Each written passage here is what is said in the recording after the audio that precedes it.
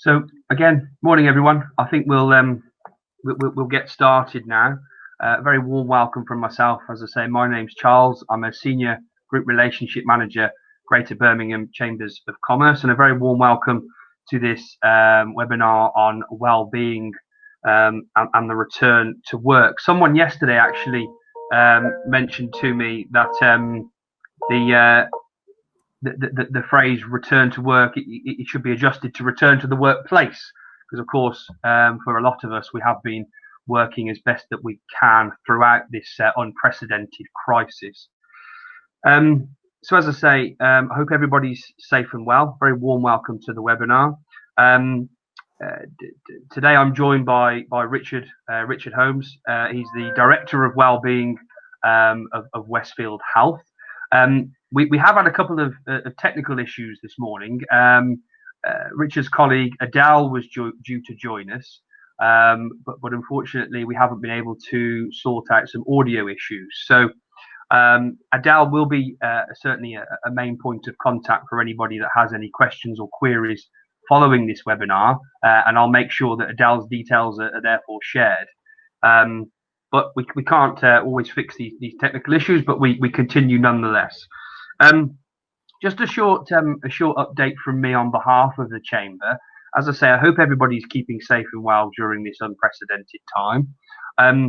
We as a Chamber have adapted as much as we can to help keep business moving, whether it be through the extensive resources and information and support available through our website. We actually have a dedicated coronavirus support section of the website, and there you'll find a lot of information and guidance around key topics, including the return to the workplace, which we've just published some updated guidance on, and some information again for employers on that area. So please do visit that section of the website. Again, in addition to that, we've done as much as we can. We're working with members. So at this time, again, a point from me just to stress, please do keep in contact with us. Please do reach out to your relationship manager and the team at the Greater Birmingham Chambers of Commerce. We want to hear from you. If there are gaps in areas or support, we want to hear from you. So as I say, please keep in contact. So without further ado, I want to hand over to Richard and introduce Richard. As I say, Richard's Director of Wellbeing at Westfield Health. Westfield have been members now for I think just over a year. And I believe, Richard, you may know some more information on this, but is it your 100th anniversary this year? Is that right? No, we're actually, Charles, 100 last July. So there we go. Yeah, so this is our 101st year. But, fantastic. Formed in 2019 after the First World War to support Sheffield healthcare workers with their everyday healthcare needs. That's the corporate strapline. Yeah, fantastic. And Westfield have been supporting, as you mentioned, for over 100 years, clients with across a various range of areas within the well-being sector. Sorry. Yep. And now, sort of across the UK, and now in Europe, where we've just acquired a well-being business looking after companies in Holland, Germany, and Belgium. So we operate across the UK. Insurance services related to health, which you're well aware of, and then we've diversified to sort of broaden the service to meet market need. So part of my responsibility as Director of Wellbeing is developing the sort of employee wellbeing services and wellbeing programs that go to support clients in looking after their people. Great, and I think this crisis has certainly put a emphasis and shone the light on employee well-being. I think we've all, as employees, gone through significant changes to the way that we have to work. We've all had to adapt. I think that people really have come to the fore of a business, to the front of the business, and many of us have always known that a business is only as good as its people. But as I say, of course, that's come to the front really during this crisis. Okay, so we'll start the webinar then by me asking a couple of questions in this area of well-being, Okay. and then if you could perhaps provide a bit of an insight within those. So first of all, I'll start on the area of what would you say is the kind of biggest challenge people face right now within this, or employers face right now within this area? Well, I think for employers and for employees, I think everybody on this call will probably recognise it's the biggest challenge is how we adapt to what everyone's now calling, and it's becoming a bit of a boring phrase now, isn't it? But how are we adapting to the new normal? And I think we've also got to recognise that new normal is changing all the time. So we've moved from home working. We're now starting to consider returning to work and returning people from furlough. So huge number of ongoing adaptations that have got to take place. And I think what we've got to keep in mind is that adaptation will be different for different people. So for some, it will be loss of purpose. For example, especially those people on furlough, we know jobs are very, very important. Work's very important, giving people purpose in life. Others, it's about isolation. For key workers and people working from home, it may actually be overwork. We used to do, before this situation, a lot of work supporting organisations that were strategically moving their people from the office to work permanently from home and coaching them in how to adapt and make those changes. And before this situation, there were about 4 million home workers. Now we reckon there's sort of 16 to 17 million people working from home. And from this point onwards, that's going to reduce somewhat as people start moving back to work. So lots of different challenges in terms of how different parts of our workforce are adapting. But I think the one thing for everyone, it's just the not knowing, isn't it? What's going to happen next week, next month? I think that's the biggest challenge for everyone. And just picking up on that last point, Richard, around the unknown, I suppose what can we do to deal with that if we can't plan around what's happening because we don't know? There's so much unknown. How do you adapt to that? Well, it's the adapting is, and I think it's something we as leaders on this call need to account for in terms of we have to recognise that our people want to know what's going to happen next. And I think we have to be honest with them in terms of saying, well, actually, we don't know. But what we do know is this is what you can do next week. This is what we're looking at for the week after. So we actually, part of dealing with the not knowing is breaking things down into smaller steps and chunks so that they become manageable and less challenging. So if we focus on, what we can control, what we do know about this week, next week, perhaps the week after that, it just makes it feel that bit more manageable. Yeah, that seems really, really helpful advice there. Like breaking things down, and again, I suppose within teams, within companies, there are lots of different individuals, lots of different needs and requirements. So based on that, how do you feel that business leaders and HR professionals can kind of support their people in the best way throughout this crisis and going forward as we come out of it? Yeah, well, it's interesting you asked that question because I think this is the 17th chamber we've done doing this. And that's been a really, really sort of big question on business leaders' minds, HR professionals' minds. I think the thing just to take stock of is human nature, where, if you like, we're wired to want consistency and predictability in our lives.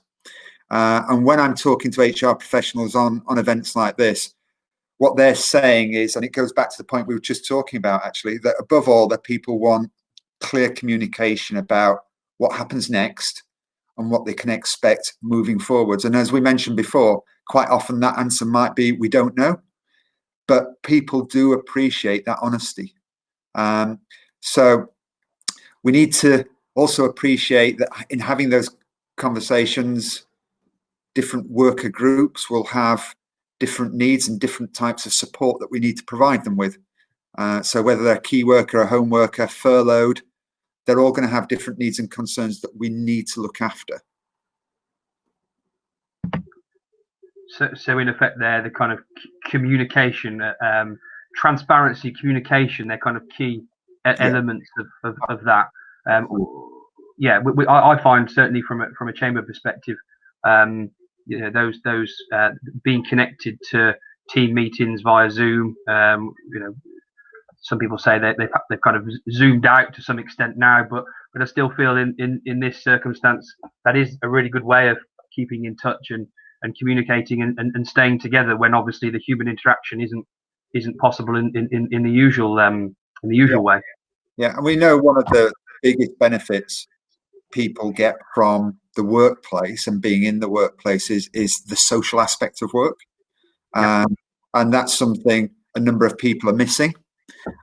We mustn't forget, actually, though, that some people quite like it, quite like not being there. yeah. So, yeah, we've just got to be cognizant of the different feelings people have, and not just assume everybody's going to think the way we are or think the same way. Yeah, no, great. So, if we were kind of summarising that short bit there, what were the kind of three key takeaways that you'd give in terms of advice and guidance? Three, I've actually got this four, I think, that I can think of immediately. I mean, the top three undoubtedly would be communication, being as clear and unambiguous as you can in terms of what you communicate and how you communicate it to your people. Leadership is extremely important, but essential in this time. And that leadership, whilst it needs to be firm, also has to be done in a compassionate manner. Thirdly, I think we need to be very, very careful about the support that we're looking to provide people. That might be practical support in terms of advice on working from home, advice on surviving furlough for furloughed workers, and as we move to the return to the workplace, advice on how we best do that. But also, I think people really now do need well-being support, both from a mental and a physical point of view. It's probably needed more now than it's ever been in the past, and that's something we as employers can do for our employees to support them through these difficult times and to best prepare them for what comes next. The fourth one I just thought of when you asked the question, by the way, was actually yourself. So everybody on this call, you need to invest some time and energy into your own health and well-being and your own resilience, because we know if we're going to have resilient teams out there, they actually need resilient leaders to lead them. Okay, so there's four things: communication, leadership, support, and actually looking after yourself so that you're as resilient as you can be, and you can be the best you can be for the people that you're supporting. And actually, a lot of that you've just touched on there, I'm just thinking out loud here. Yeah. Do you think that will, going forward, and beyond this unprecedented crisis, and hopefully once we come out the other side, sooner rather than later, that will leave kind of long-standing changes in this area? Do you think this is those tips and those recommendations, those key areas that you've just summarised, that they should kind of? You know what? I think so, and the amount of time I'm spending on these types of events, also talking with my clients who are continuing to invest in wellbeing to support the people. There's very much a train of thought here that, we can actually now start to really see the value in doing these types of things, and there's going to be a huge benefit for doing this when we go back to normal. But they're also, everybody's recognizing now, and I think accepting that, we're not going to go back to how it was before. If we ever do, it'll be a long time in the future. I think a lot of organizations are now starting to accept and understand that actually these new ways of working are a lot more efficient and effective. And so I don't think you'll see the occupancy levels in offices and workplaces that we saw before, because people see that there's actually a smarter, more efficient way of working. Yeah, no, great. People need their own support to support that as well. Yeah, and from that, then we're almost working backwards now.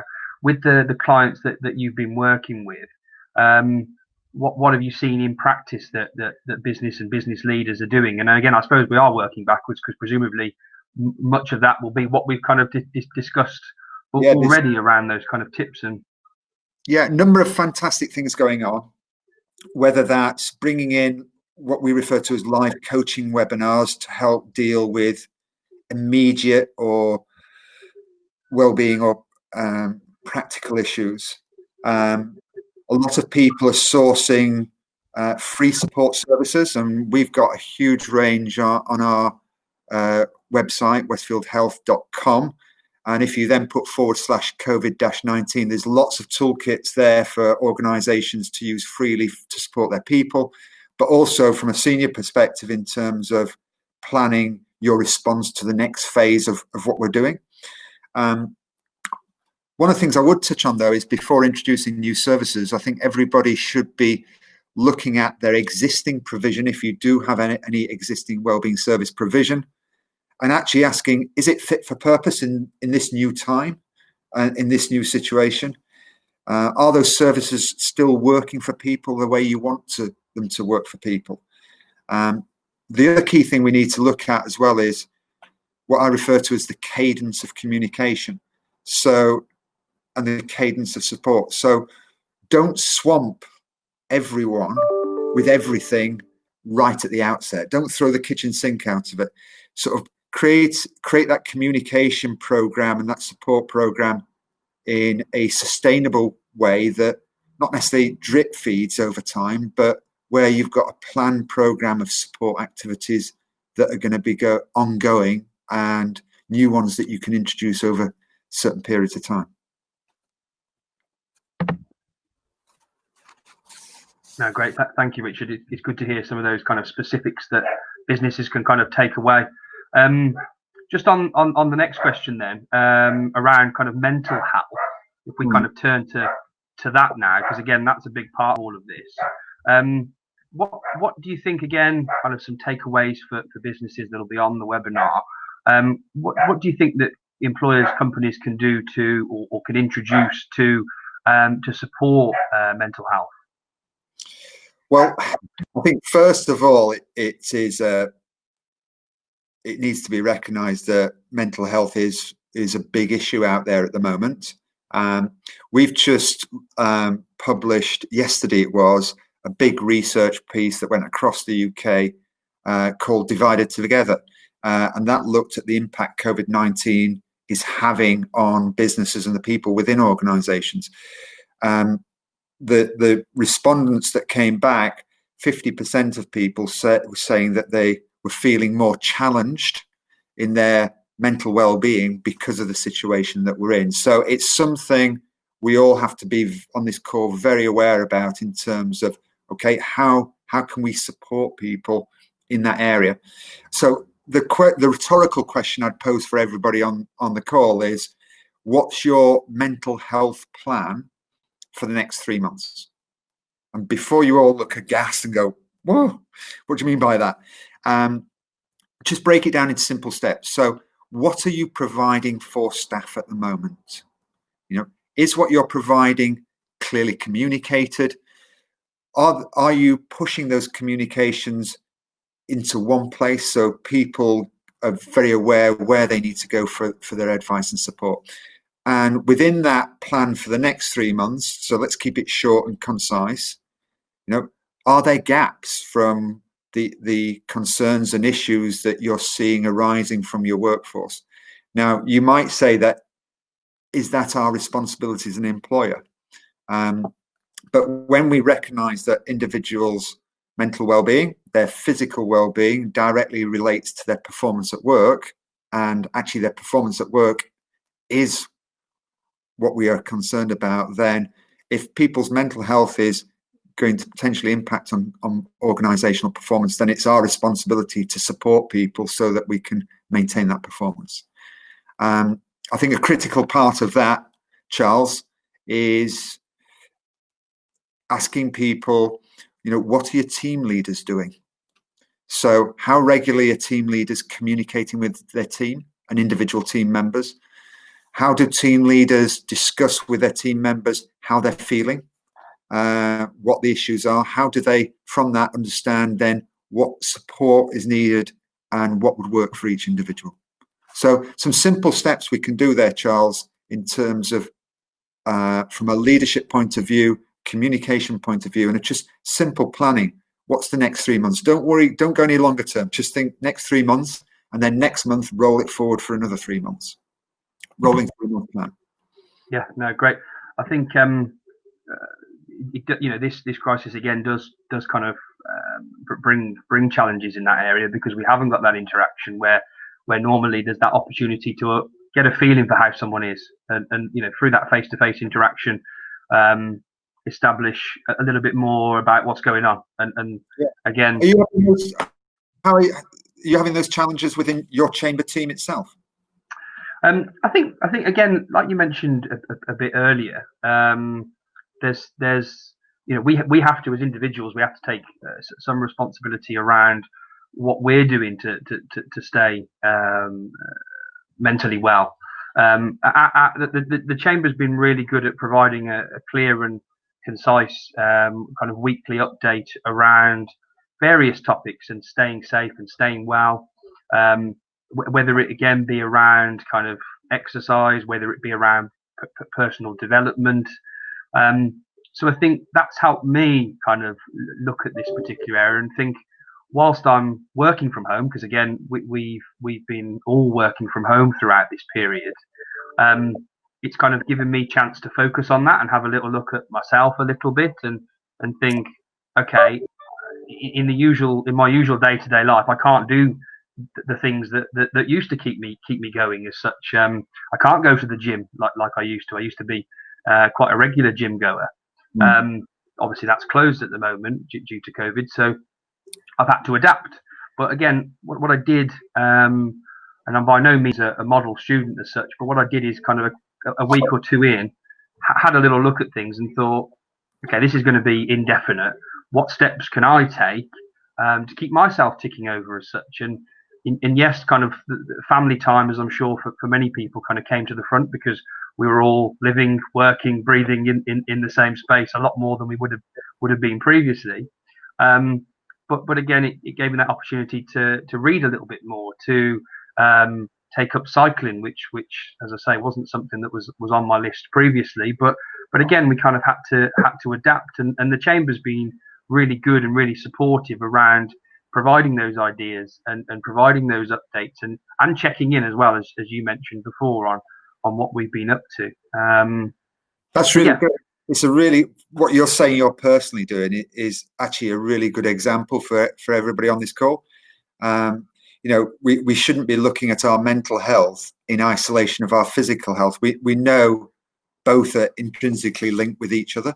So we tend to find that people that are a little bit fitter and healthier from a physical perspective, also a little bit more resilient from a sort of mental well-being perspective.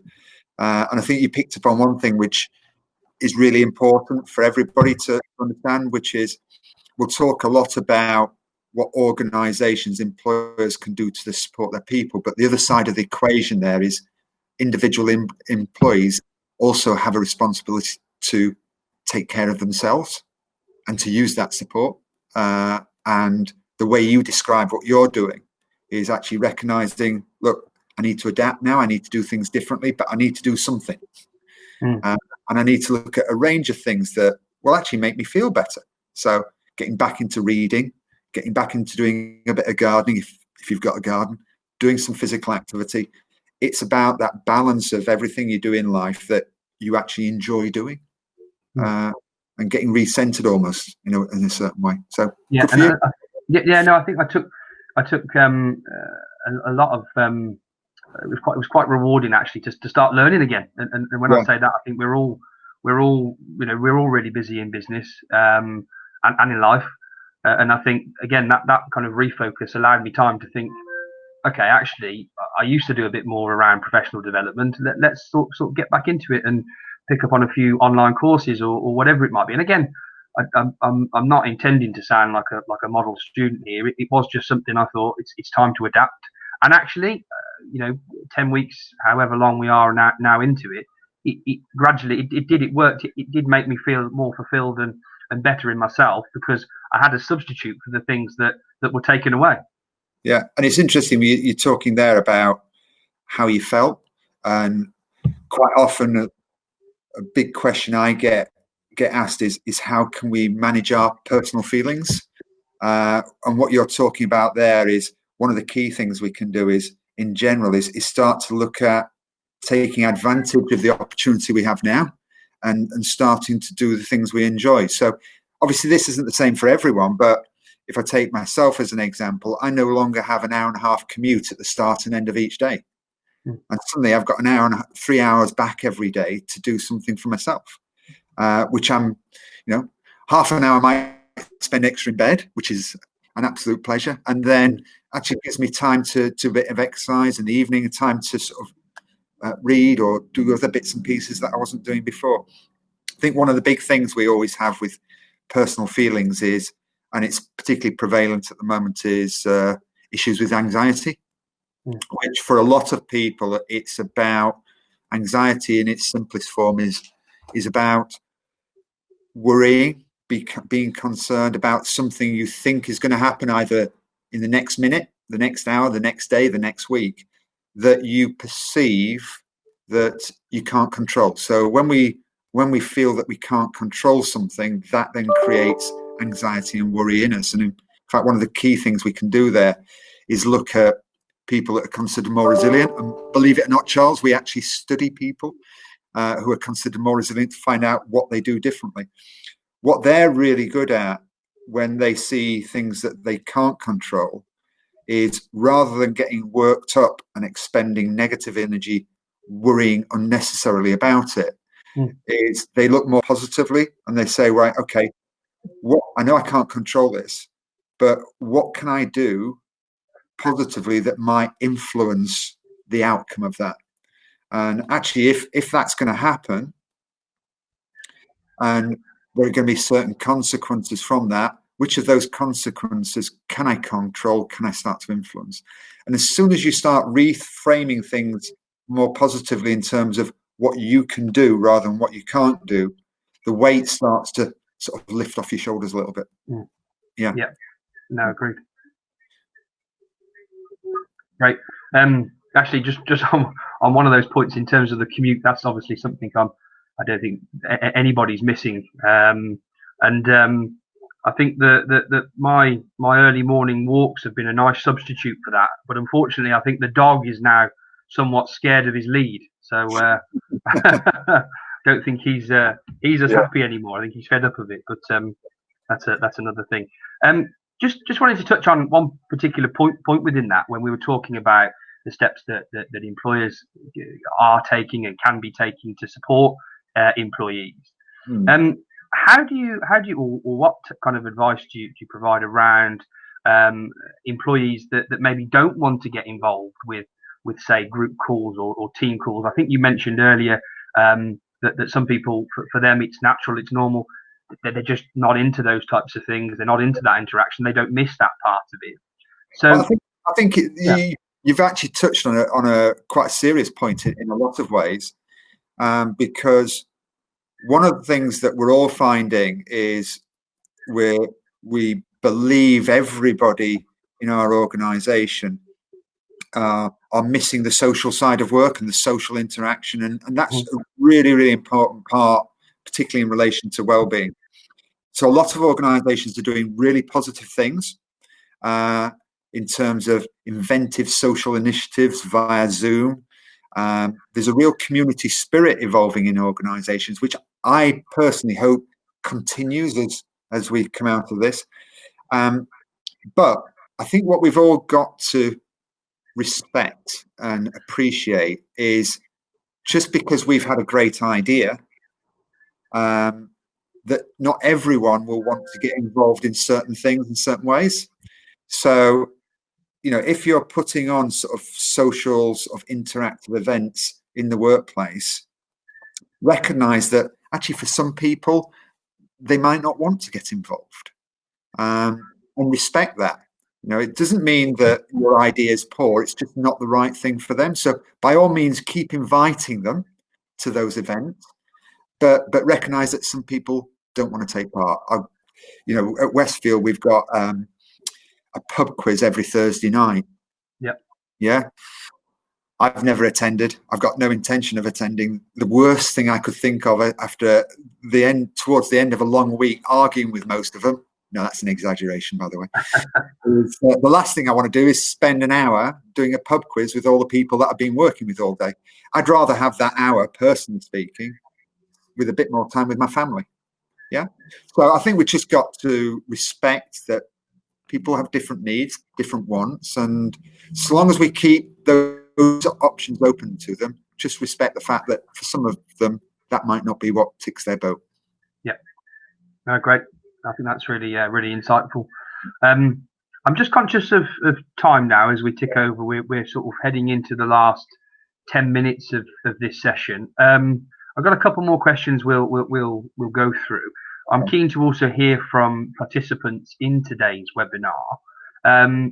So if anyone does have any burning questions for Richard, I'd invite them to add those into the chat here on the webinar, and we'll turn to those shortly. So please do feel free to type away and ask any questions that you may have. And as I say, we'll try and pick those up. But just turning on to a different area now. How do you feel, or how can employees kind of adapt? And it's an interesting one here with kind of working with young children at home as well. And I have some personal experience in this. We have two young children, 3 and 8 at home. They're not up for sale just yet, but there has been some challenging moments. But on the whole, they've been fantastic. But yeah, over to you, Richard, on that point. Yeah, I think we all have to recognise that having young kids, having kids at home, not at school, and you're still considered that you're working from home, so you're having to balance working as well as childcare is a real pressure for a lot of people. And I think everybody on the call is cognizant of that, but from a leadership perspective, we really have to recognise that these are key pressures for people. We might need to, and well, we do need to look at sort of how people can work differently to cope with that. A colleague of mine, for example, tends to do half their working day, or not half, but a couple of hours of their working day purposefully in the evening. Yeah, so we have to respect that and recognise that we might get communications from the out of hours. We're not expected to respond to them, but there's going to have to be there needs to be a lot of flexibility in terms of what we consider normal and acceptable. So part of that from a leadership perspective is allowing people to work differently, but also giving them the psychological permission to do so. We had a really good example, Charles, a couple of weeks ago in one of these events where somebody came, actually asked to speak to explain what they'd done. Young couple with a 5 and 6 year old, both working from home, both having to look after the two kids. Both work for different employers. They got their heads together and said, you know what, the sensible thing here would be if we did 2 hours on, 2 hours off, and we had a rota of when we were working between us as a couple. So they took that, they recognized that to get all the hours in, they might have to work 6 days and then have the day off as a family on Sunday. So they both took that independently to their employers. Both employers were enlightened enough to say, actually, this could work. And has the other employer agreed as well? So the two employers agreed, the couple agreed. The employers didn't insist on them doing the 6th day, by the way.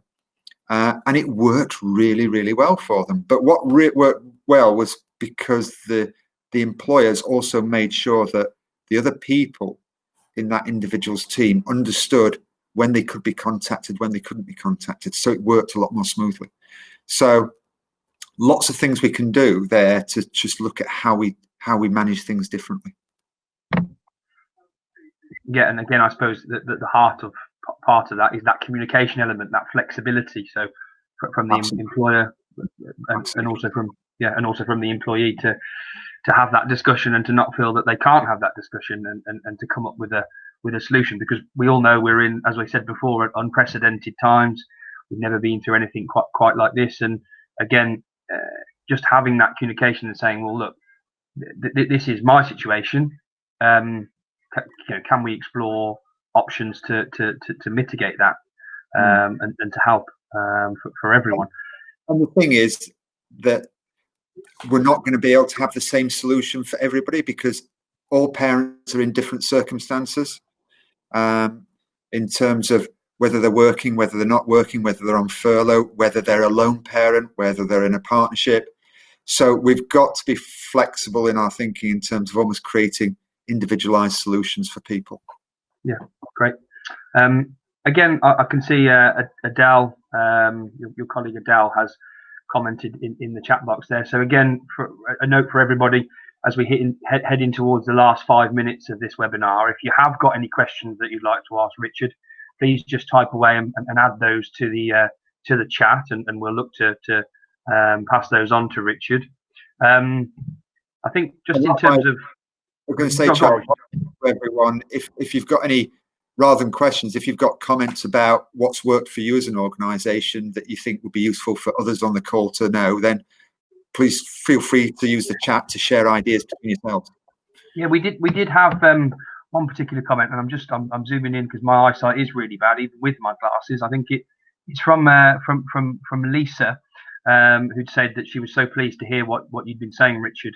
She's an occupational therapist working in occupational health, and a kind of core philosophy is about people being able to participate in meaningful and purposeful activities, and she looks to help those with either physical or mental health participate in those activities that they want or need, and that can of course include work itself.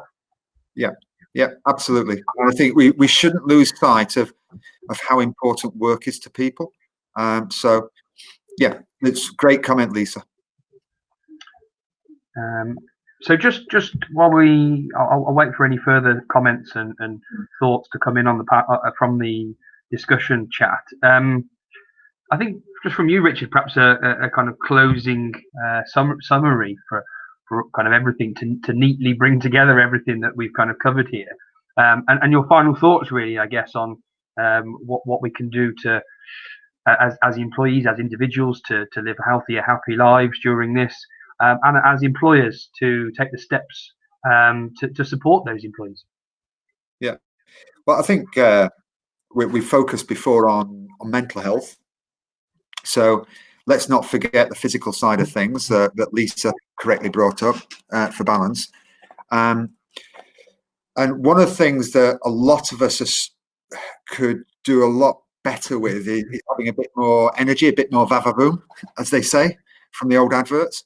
You know, energy dictates not only what we can do, but how well we do it. And it dictates how we feel. So it also has a very strong association in terms of our mental well-being. I'm not sure whether you're aware, Charles. Have you ever heard of the phrase TAT? T-A-T-T? I haven't.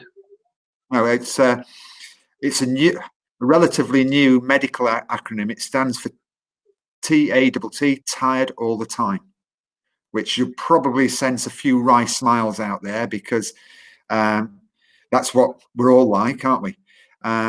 And actually, a lot of us working from home are actually finding the days a lot more tense and a lot more tiring. So there's an awful lot we can do to actually individually build our own energy levels, whether that's looking at our fuel, which is the part of the energy equation. So eating a healthy, balanced diet and drinking plenty of water and keeping hydrated, making sure we're getting an appropriate amount of physical activity or exercise, indoor or outdoor, because exercise is basically the servicing of this machine, which is your body, Charles. And we know that the fitter and healthier we are, a bit like a car, the more efficient we are at using the fuel that we put in. And the third part of the equation is sleeping well, because sleep is that period of time in 24 hours when the body recovers and regenerates. So if we've got the right fuel, if we've got a decent amount of physical activity in our lives and we're sleeping well, our energy levels are significantly higher. We become more physically resilient and we can actually cope with things a lot better, whether they're mental challenges or whether they're physical challenges of working through the day. And the final bit I put on that, which comes back to something we can support employees with as well in terms of advice and encouragement, is how we pace ourselves during the day.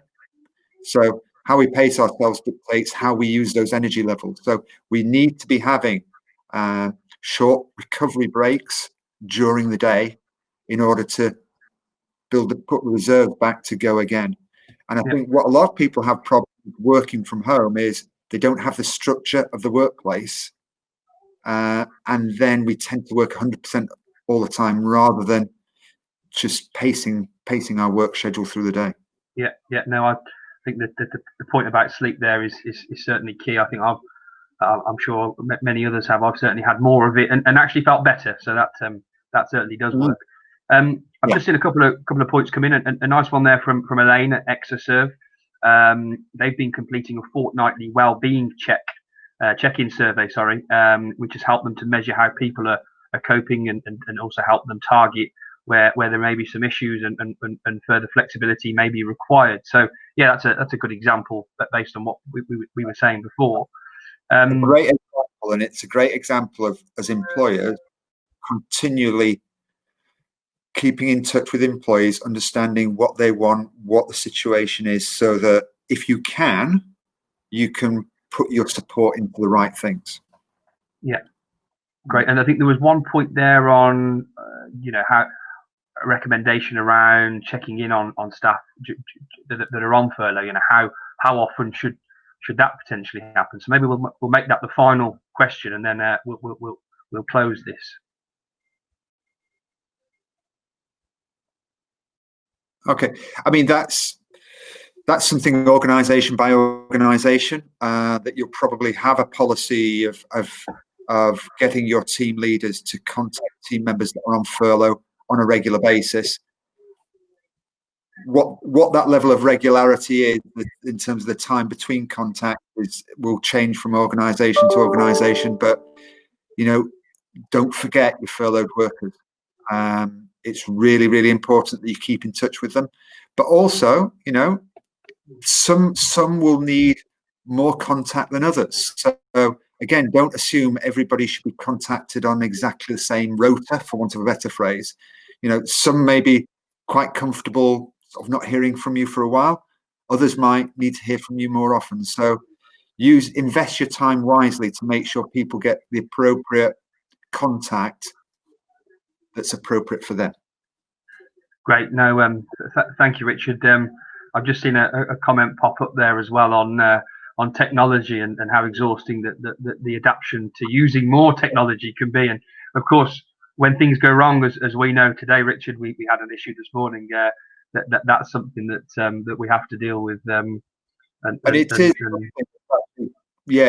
Zoom has really, really picked up the pace of business life. I can have some days that are completely intense, jumping from one to the other. Somebody said on a call the other day, it's a bit like back in the day, if you can remember, when we transitioned from writing letters to email, and suddenly the whole pace of life and what the expectation was picked up.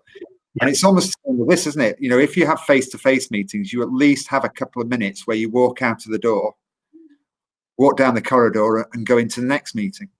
With Zoom, it's almost a tendency to go literally close one and the next second you're opening up the next. So again, it goes back to that pacing life. We need to be sensible about this. We need to build mini breaks between Zoom meetings just to allow our brains and our minds to recover a bit, to file away the stuff that's important, get rid of the rubbish, refresh itself to go again. Yeah, no, fantastic. Well, Richard, it's been a delight to have you on the webinar today. I think it's great to talk about these topics and areas.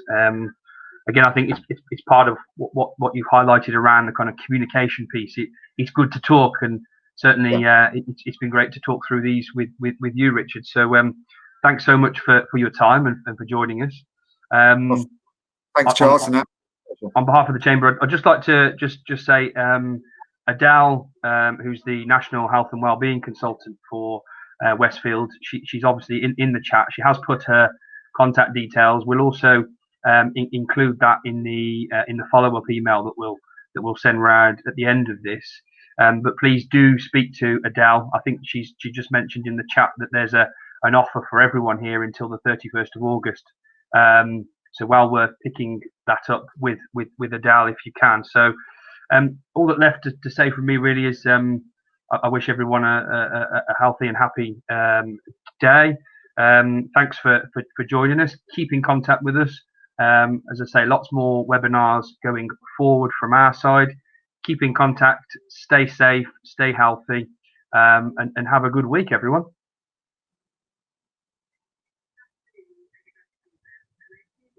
Thanks, everyone.